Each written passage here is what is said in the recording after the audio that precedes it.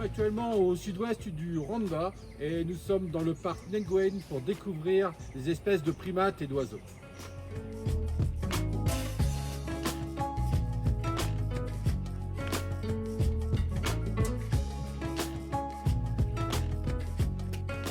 Au cœur du Rwanda, le parc national de Nwenge abrite une des plus anciennes forêts tropicales d'Afrique. Cet écosystème, préservé, couvre plus de 1000 km² de montagnes, de vallées et de brumes.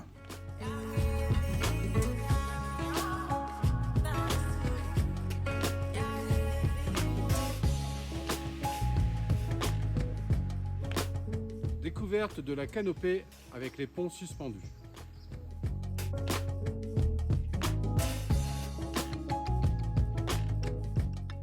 À plus de 70 mètres du sol, à la cime des arbres, on découvre une vision rare du couvert forestier. Là se dévoile un monde vivant, dont le majestueux grand touraco bleu.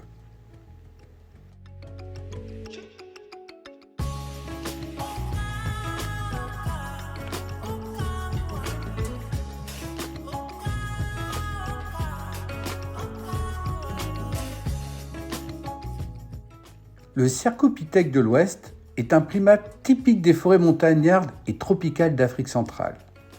L'espèce doit son nom à François West, directeur du zoo d'Anvers à la fin du XIXe siècle. Son pelage se distingue par des teintes grises sur la majeure partie du corps, contraste marqué par un dos brun, et par une fourrure blanche couvrant les joues et le cou, qui lui donne parfois des airs de patriarche ou de Père Noël.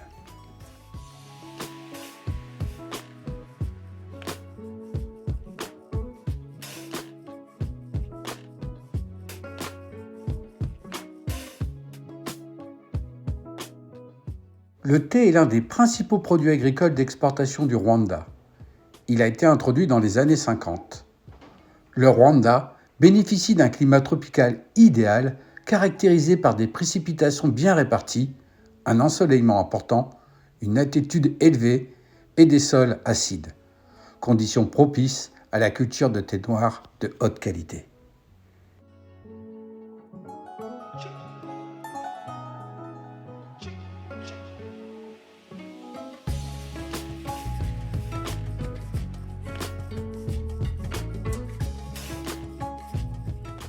Au nord du lac Kivu, une nouvelle proposition touristique voit le jour.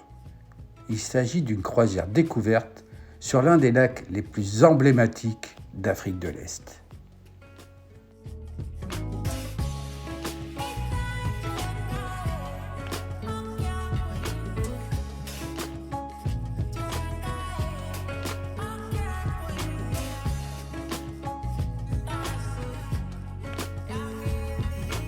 C'est parti pour une croisière de 2 heures sur le lac Kivu.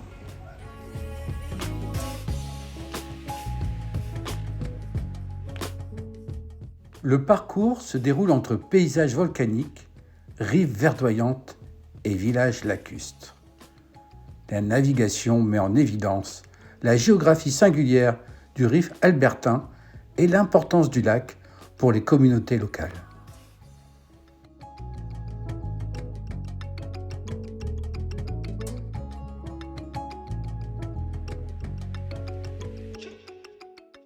Autour du lac, la pêche structure l'organisation des villages.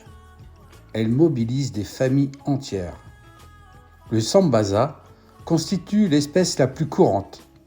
Séché, frit ou fumé, il se retrouve sur les marchés locaux et contribue à la sécurité alimentaire de la région.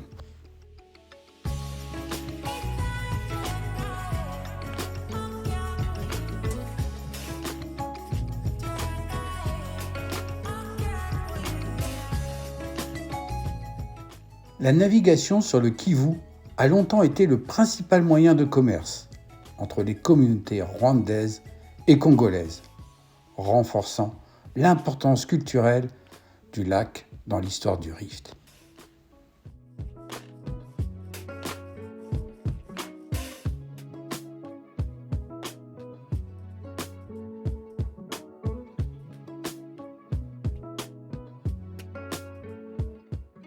Les eaux profondes du lac Kivu abritent d'importantes concentrations de gaz, notamment du dioxyde de carbone et du méthane, témoignant de son origine volcanique.